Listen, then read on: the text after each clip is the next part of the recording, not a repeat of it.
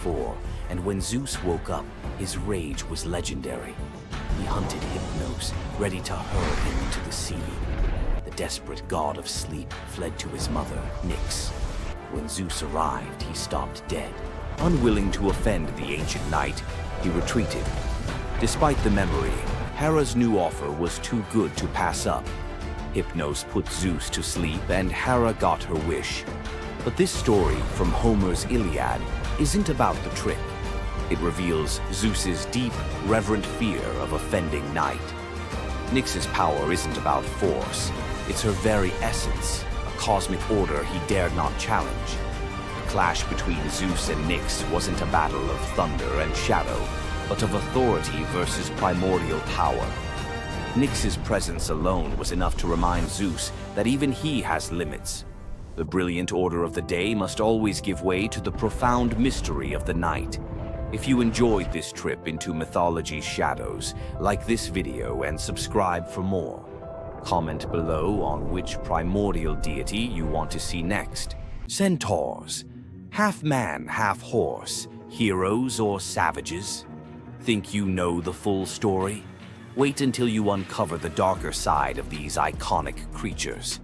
Watch till the end to discover what ancient myths don't tell you about the centaurs.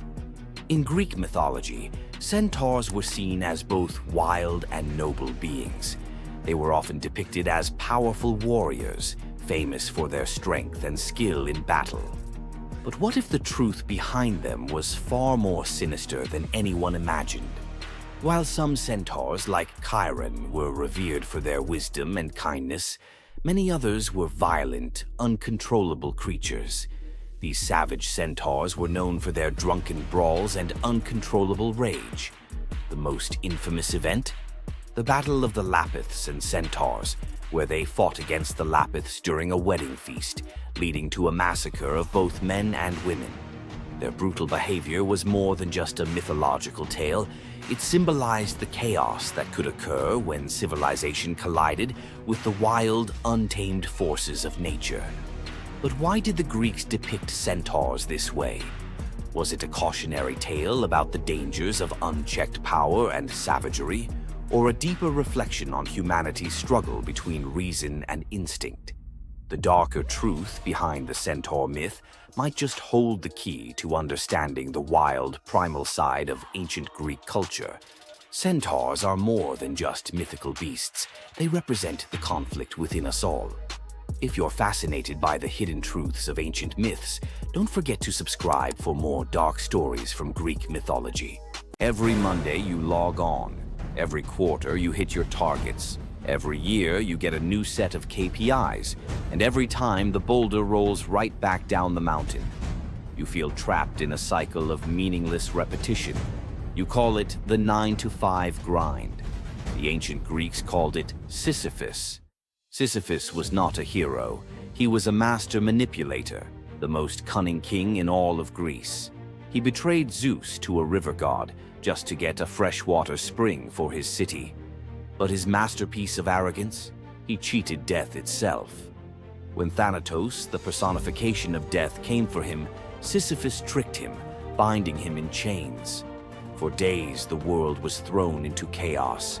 No one could die. Warriors fought endlessly without consequence. The natural order collapsed. The gods finally intervened, freeing Thanatos and dragging Sisyphus to the underworld. But even here, Sisyphus had one last trick. He convinced Hades to let him return to the surface for just one day to punish his wife for not giving him a proper burial. Of course, he never returned. The gods, finally done with his games, devised a punishment that perfectly matched his crime: eternal, meaningless effort. Sisyphus was condemned to push a massive boulder up a steep hill. He would strain, fight, and claw his way to the summit, only for the weight of the universe to drag the rock back down the moment he reached the top. It's the ultimate metaphor for the modern corporate world. You spend 3 months pushing a quarterly report. You reach the summit. You celebrate. Then the boulder rolls down, and the next quarter begins. The goal is never achieved. The progress is an illusion. You are Sisyphus, But here is the revolutionary twist, the secret that transforms the myth. The philosopher Albert Camus saw Sisyphus not as a victim, but as the absurd hero. Sisyphus's freedom doesn't come from escaping the mountain, but from accepting the struggle. The moment he acknowledges the futility, the moment he finds meaning in the push itself, in the sweat, the effort, the sheer defiance of continuing, he defeats the gods. His walk back down the mountain is not a walk of defeat, but a moment of conscious, deliberate choice. It is the moment he chooses to be happy. So, the next time your KPI rolls back down the hill, remember Sisyphus. The goal is irrelevant. The only true freedom is finding joy in the effort, not the outcome. Loki's punishment was brutal.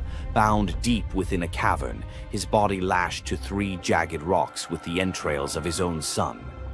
Above him, a serpent hung poised, venom dripping relentlessly onto his exposed skin.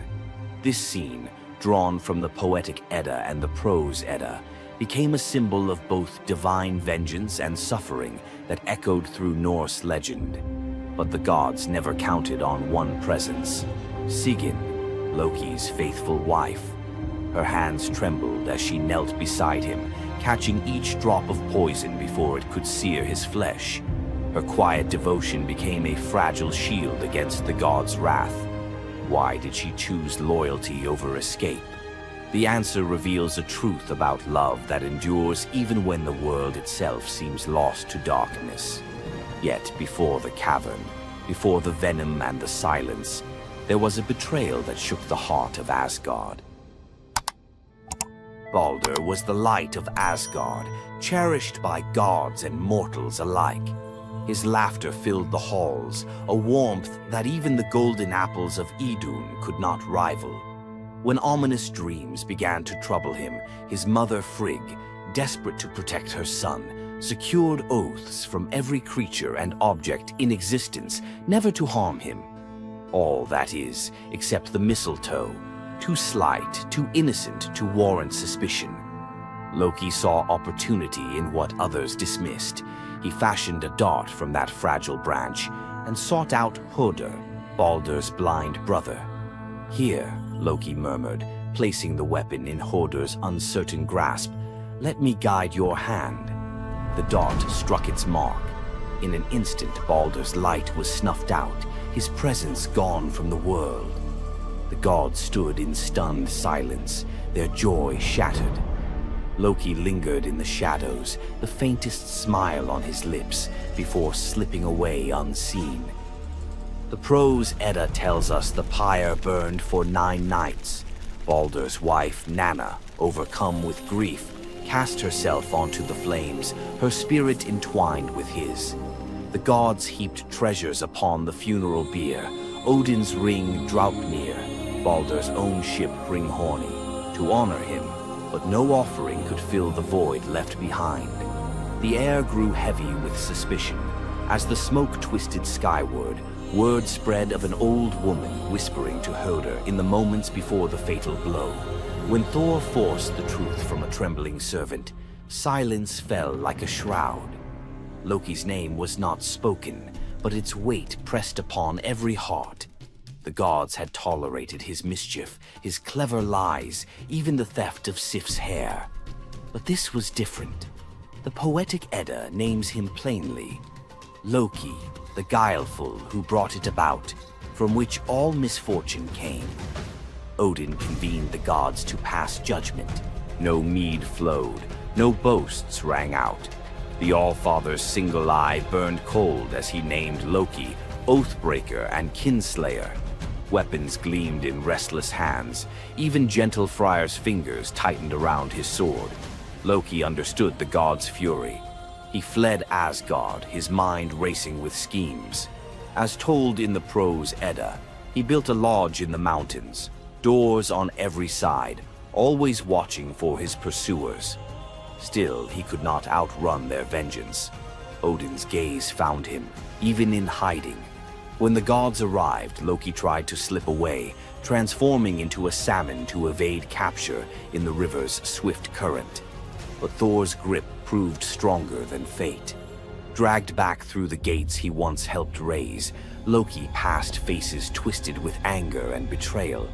The gods' judgment was swift. The path ahead led not to mercy, but to a place where pain and silence waited in the damp and the dark. They forced Loki into the heart of the earth, a cavern where the air pressed cold and heavy, and every sound echoed off stone walls, slick with damp. Water dripped steadily from above, each drop magnifying the hush that settled over the gods as they set to their grim task. The stench of venom lingered, sharp and persistent, mingling with the iron tang of old blood. Odin's single eye caught the flicker of Skadi's movement. A silent nod passed between them, sealing what would come next. 3 massive boulders, freshly gouged with holes, stood ready. The gods had not brought chains or rope. Instead, they made Loki's punishment a reflection of his own chaos. The prose. Edda tells us they transformed one son, Vali, into a wolf who slew his brother, Nari. With the entrails of Nari turned to iron by the gods' will, they bound Loki fast, wrists, neck, thighs, and ankles locked tight against the unyielding stone. As the Völuspá declares, with the guts of his ice-cold son, the killer is bound. Each knot and twist was deliberate, a reminder that his own blood now held him captive. The weight of the rocks pressed into his flesh, a constant ache that would never fade. Skadi stepped forward, her presence sharp as frost. In her hands a serpent writhed, its fangs gleaming. She fixed the creature to a stalactite directly above Loki's face. "For Balder," she said, her voice steady and cold. The serpent's jaws parted, and a bead of venom gathered at its tip. It hung for a moment, then fell. Loki's scream reverberated through the cavern, his body arching in agony as the venom burned into his skin. The pain was relentless, searing into bone, and the world above felt its echoes, earthquakes shaking Midgard, rivers shifting, the roots of Yggdrasil quivering. The gods watched in silence, their faces unreadable. Justice, they believed, had been served. As the serpent's venom continued its slow assault, the rhythm of torment became all-consuming. The next drop formed, poised to fall. Then a figure emerged at the edge of the chamber, a woman, silent, a wooden bowl cradled in her hands. Sigin's arms were blistered, her sleeves stained, but her grip was unwavering as she stepped into the circle of pain. The cavern held its breath. Sigyn knelt, her presence a quiet defiance. The venom hissed into the bowl, wood darkening with each drop. The gods turned away, their judgment complete, but the story within the cavern was only beginning. The bowl rested in Sigyn's hands, its wooden sides polished by hours of silent endurance. She knelt on the cold stone, skirts bunched beneath her, and waited for the serpent's venom to fall. The first drop struck with a hiss, a thin wisp of smoke curling up as Loki's breath caught in his throat. She kept her gaze fixed on the bowl, her resolve anchored by the rhythm of her task. Time unraveled in the cavern, marked only by the relentless cadence of the venom. Drip, catch. The liquid sizzled as it struck the wood, the heat seeping through Sigyn's calloused palms. Each shift of her grip was subtle, a quiet adjustment to keep the bowl steady as her arms ached. Above, the serpent's shadow twisted over the stone, its coils unmoving, its venom gathering in slow, deliberate drops. Loki whimpered, bracing for pain that had become his constant companion. The sound of his dread was sharper than his cries. The air hung heavy with the stench of scorched flesh and the metallic sting of poison. The darkness pressed in, broken only by the faint glimmer of Sigyn's tears as they mixed with venom in the bowl, each drop a testament to her resolve. The silence between drops was punctuated by Loki's ragged breaths and the distant echo of water dripping from the cavern walls. Sigyn's world narrowed to the weight in her arms and the threat above. The bowl filled, the venom rising perilously close to the rim. Sigyn's muscles trembled, but she did not let her grip falter. When at last the bowl brimmed, she had no choice but to turn away. In that brief moment, as she emptied the venom onto the rocks, Loki's body convulsed, his scream raw and unrestrained. The poison ate into the stone, leaving blackened scars as Sigyn hurried to wipe the bowl clean and return to her vigil. For time beyond reckoning, Sigyn remained.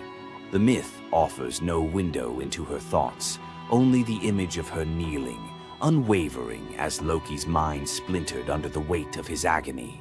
Was she remembering laughter in sunlit halls, or simply unable to imagine leaving him alone in the dark?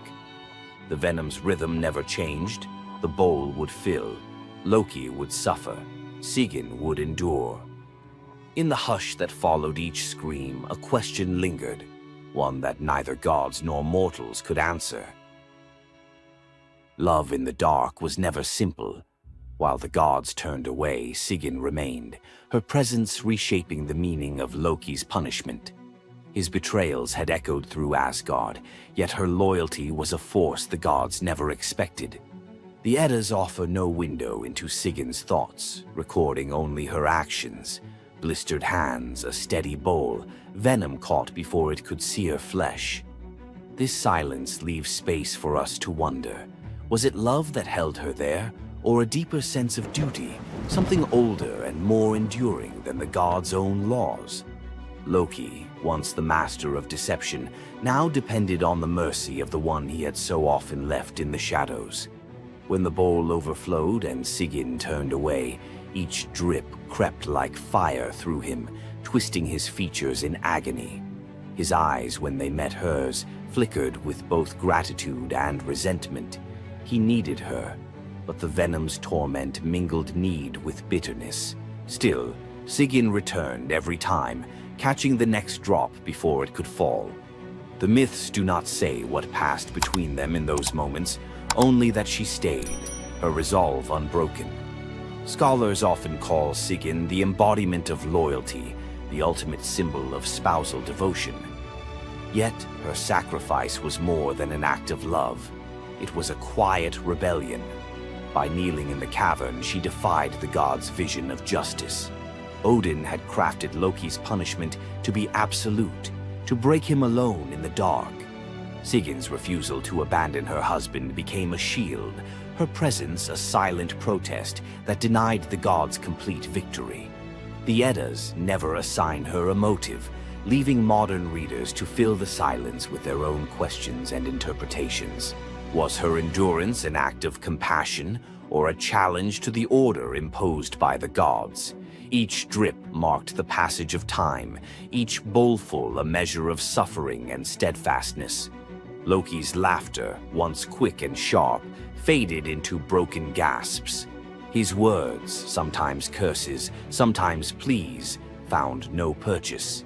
Sigyn's hands grew raw and ruined, but she did not falter. The cycle of pain and mercy continued, unbroken. In the end, it was not just Loki who endured the gods' punishment. Sigyn's vigil transformed it, turning isolation into a shared ordeal. In the darkness, her silent defiance and unwavering love became part of the myth, a testament to the power of presence, even when the world has turned away. Sigyn's vigil stands as one of Norse myth's quiet marvels, a steady presence in the shadows, her strength measured not in battle, but in endurance beside the one the gods condemned. As Loki writhed beneath the venom's relentless burn, Sigyn's hands never wavered. The Eddas remember her not for words or deeds of glory, but for the silent rhythm of her care. Her story reminds us that sometimes love endures in darkness. Sigyn's vigil continues until the twilight of the gods, Ragnarok, whenever that may come. Would you have stayed? If Sigyn's silent strength moved you, let us know in the comments or share your favorite Norse hero below. Thor, the thunder god, woke up to find his greatest nightmare had come true. Mjolnir, his mighty hammer that could level mountains and control lightning itself, was gone. Without it, the thunder god was powerless, vulnerable, and mocked. The weapon that defined his very identity as protector of Asgard had vanished without a trace. But what happened next would humiliate him more than any defeat in battle. To get his hammer back, Thor would have to do something that went against every fiber of his warrior identity. You won't believe the disguise he ends up in. It all began on what should have been an ordinary morning in Asgard. Picture Thor reaching for the leather grip that had been at his side for countless centuries, his fingers closing around nothing but empty air. The spot where Mjolnir should rest felt cold and wrong, like a missing tooth that your tongue keeps finding. Thor's morning routine, as predictable as sunrise over Asgard's golden halls, shattered in that single moment of realization. The hammer forged by dwarven masters, the weapon that could summon lightning and level mountains, had vanished without so much as a whisper of sound. The initial shock hit Thor like a physical blow. His hand remained suspended in space, still reaching for what wasn't there. Then panic crept in, cold and relentless. He let out a blood-curdling roar of sheer rage, the whole palace trembling. Without Mjolnir, he was powerless, vulnerable, and mocked, stripped of the weapon that made him Asgard's primary defender. The enemies that prowled the borders of the Nine Realms knew about his mighty hammer. They counted on Thor's strength to keep them at bay. Now that strength was gone. Word spread through Asgard's halls faster than wildfire. The other gods gathered in emergency council, their faces grave as they grasped the full scope of the crisis. Odin's ravens had brought no news. The watchmen at the gates had seen nothing. Mjolnir had simply disappeared, as if it had never existed at all. The assembled gods understood what Thor's loss meant for their realm. Asgard stood vulnerable, its greatest protector reduced to a shadow of his former self. Loki stepped forward through the crowd of worried gods, his familiar, cunning smile playing at the corners of his mouth. He offered to investigate the theft using his shape-shifting abilities, volunteering to venture where other gods could not go undetected. The council accepted his proposal immediately, desperate for any lead in their search. Thor watched his brother prepare for the mission, knowing that Loki's success or failure would determine his own fate. Loki first borrowed Freya's magic feathered coat, allowing him to fly in falcon form to Jotunheim without raising alarms. Each dead end pushed Thor deeper into desperation. He imagined facing his enemies defenseless, their laughter echoing as they realized the thunder god carried no thunder.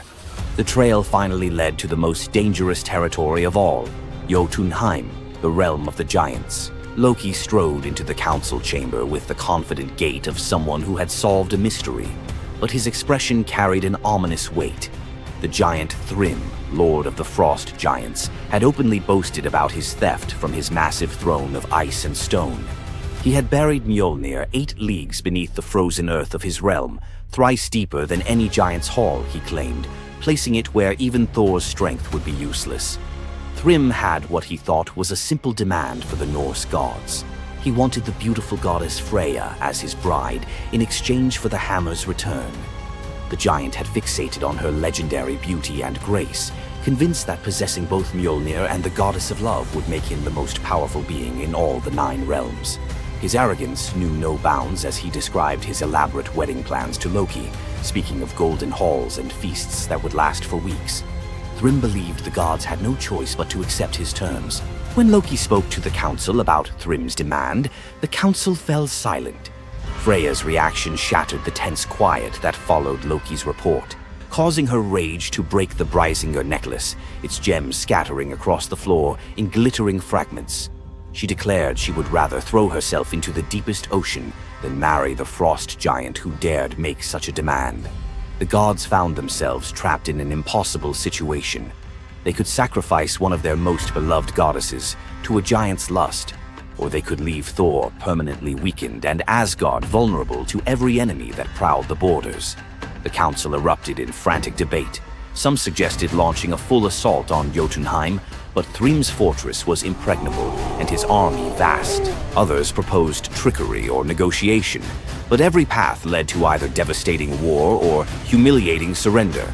Heimdall, the far-seeing guardian who watched over the Rainbow Bridge, had remained silent throughout the heated discussions. When he finally spoke, his words stopped every conversation in the hall. His suggestion was so outrageous, so completely unthinkable, that even Loki's jaw dropped open in shock. The gods stared at Heimdall as if he had lost his mind, but they were out of other options. What he proposed, however, would challenge everything Thor stood for as a warrior. Heimdall's words hung in the air like a challenge to the very foundations of Norse honor. The far-seeing god had suggested that Thor disguise himself as a bride and infiltrate Thrym's wedding feast to recover Mjolnir. He spoke with calm authority, tie housewife's keys about his waist, and pin bridal jewels upon his breast. The idea was so fundamentally opposed to Norse concepts of masculine honor that Thor's initial response shook the very walls of Asgard. He declared the plan preposterous and swore he would never hear the end of it if word spread that the Thunder God had dressed as a woman. The assembled gods watched in tense silence as their mightiest protector wrestled with a challenge that could not be solved through brute force or lightning strikes. They had already considered launching a full assault on Jotunheim, but Thrym's fortress was impregnable and his army vast. No other choice remained. Thor paced the hall like a caged wolf, his massive fists clenched as he grappled with the impossible choice between his warrior's pride and his duty to protect Asgard. Every instinct in his body rebelled against the idea of abandoning his identity as a fearsome warrior to play the role of a delicate bride. Loki stepped forward with barely contained excitement, volunteering to accompany Thor as his maidservant. The trickster god's eagerness to participate in this elaborate deception revealed his true nature. While Thor struggled with the concept, Loki was already plotting the specifics of costumes, mannerisms, and the lies they would need to maintain throughout their dangerous mission. The transformation began with layers of bridal linen draped over Thor's massive frame. Servants brought forth delicate jewelry, housewife's keys that symbolized domestic authority, and a dainty hood for his head. Finally came the precious necklace of Brisingr. Each item added to the disguise felt like another blow to Thor's warrior identity. When he finally looked at his reflection, the god of thunder saw an unconvincing bride staring back at him. Thor finally accepted the plan because no alternative existed. The unlikely pair prepared to set off for enemy territory, where their deception would face its ultimate test among giants, eager to celebrate their lord's triumph. The great hall of Thrym's fortress buzzed with excitement as giants gathered to witness their lord's marriage to the most beautiful goddess in all the 9 realms. Thor sat at the high table in his bridal disguise, surrounded by massive frost giants who raised their drinking horns in celebration. The feast spread before them displayed the giants' wealth and power. Roasted oxen filled enormous platters, fresh salmon gleamed on silver dishes, and barrels of mead stood ready to fuel the night's festivities. Thor's legendary appetite struck like a thunderbolt. He polished off an ox and ate whole salmon in moments, tearing through the meat as if he hadn't eaten in weeks. 3 measures of mead vanished as quickly as if someone had poured them into a bottomless pit. The assembled giants watched in stunned silence as the delicate bride consumed more food than most warriors could handle. Thrym's eyes narrowed with growing suspicion.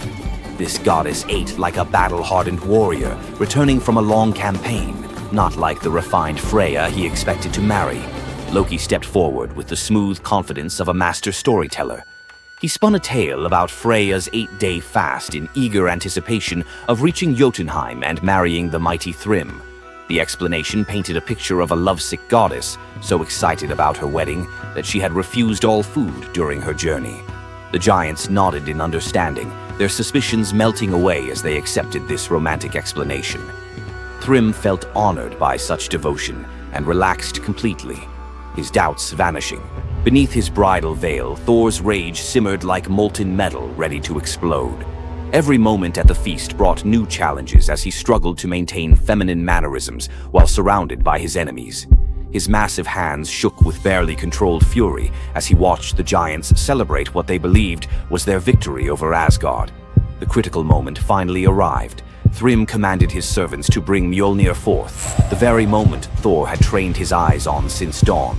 The servants placed the legendary weapon before the disguised bride as part of the traditional ceremony. Thor's fingers closed around Mjolnir's familiar handle, and lightning immediately crackled through the hall. He ripped away his bridal veil and roared his true identity to the shocked giants. Thrym's eyes widened in terror as he realized the bride he had been celebrating was actually the god of thunder himself. Thor swung Mjolnir, killing Thrym instantly after crushing his skull with Mjolnir, then turned on the assembled giants, and even the pleading giantess met Mjolnir's crack before the hall fell silent. The theft that had begun with arrogance ended in complete destruction. This tale reveals how even the mightiest heroes must sometimes sacrifice their pride to protect what matters most. Back in Asgard, the Aesir never spoke of the bearded bride again, though a few still hide a smirk when Thor raises Mjolnir. And we end this story with a very valuable lesson. Never steal Thor's hammer. And if you're going to, don't make him dress like a woman.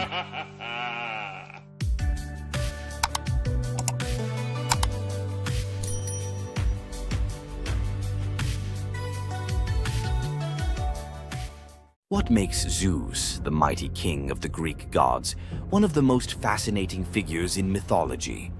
Is it his unparalleled power over the skies, his cunning strategies, or the sheer drama of his endless affairs? While his tales are legendary, there's one story that stands out: the epic battle that earned Zeus his throne, the Titanomachy. This isn't just a story of a god's rise to power, it's a tale of rebellion, alliances, betrayal, and the ultimate struggle between two generations of divine beings. Stay with us as we dive into the myth of the Titanomachy, Zeus's role in overthrowing the Titans, and the secrets that shaped his reign. Before Zeus became the king of the gods, his father, Cronus, ruled the cosmos. Cronus was the youngest of the Titans, a race of primordial deities born of Uranus, the sky, and Gaia, the earth. The Titans were immensely powerful, but also deeply flawed. Cronus had gained power by overthrowing his own father, Uranus, in a brutal act of betrayal. But just as Cronus had betrayed his father, a prophecy loomed over him, warning that one of his own children would overthrow him. To prevent this, Cronus took a horrifying precaution. He swallowed each of his children as they were born, imprisoning them in his stomach for eternity. But Gaia, the ever-watchful mother of the gods, wasn't about to let this happen again. When Rhea, Cronus's wife, gave birth to Zeus, Gaia devised a plan. Rhea tricked Cronus by handing him a stone wrapped in swaddling clothes, which he swallowed, believing it was his newborn son. Meanwhile, Zeus was spirited away to a hidden cave on the island of Crete, where he was raised in secret. Zeus grew up under the care of nymphs and a goat named Amalthea, who nourished him with her milk. As he matured, Zeus learned of his father's tyranny and vowed to free his siblings and challenge Cronus's rule. Zeus couldn't take on Cronus and the Titans alone. He needed allies. His first move was to rescue his siblings trapped inside Cronus. With the help of the goddess Metis, Zeus tricked Cronus into drinking a potion that caused him to vomit up his children: Hestia, Demeter, Hera, Hades, and Poseidon, fully grown and ready for battle. Now united, the 6 Olympian siblings declared war on Cronus and the Titans.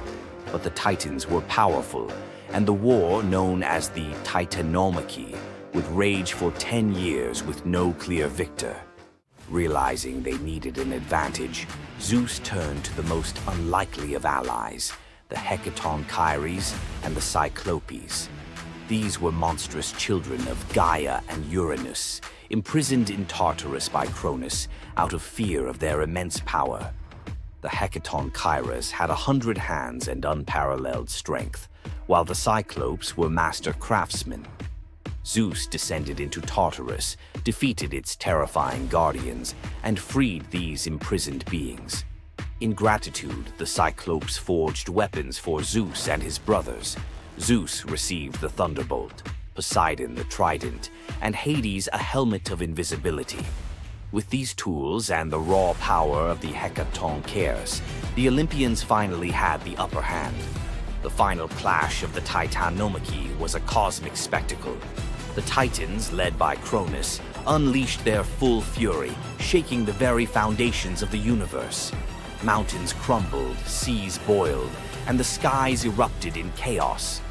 But Zeus and his allies were relentless. Zeus hurled his thunderbolts with unerring precision, scorching the battlefield and scattering the Titans' ranks.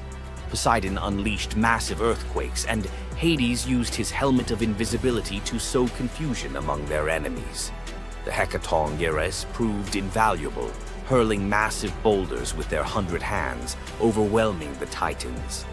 One by one, the Titans fell, their immense power no match for the combined might of the Olympians and their allies. Cronus was the last to fall. Zeus struck him down with a thunderbolt so powerful that it split the skies. With Cronus's defeat, the Titanomachy was over. With the Titans defeated, Zeus and his siblings faced a choice: what to do with their vanquished foes. In a move both strategic and ruthless, Zeus imprisoned the Titans in Tartarus, deep within the underworld, where they would remain for eternity under the watchful eye of the Hecatoncheires.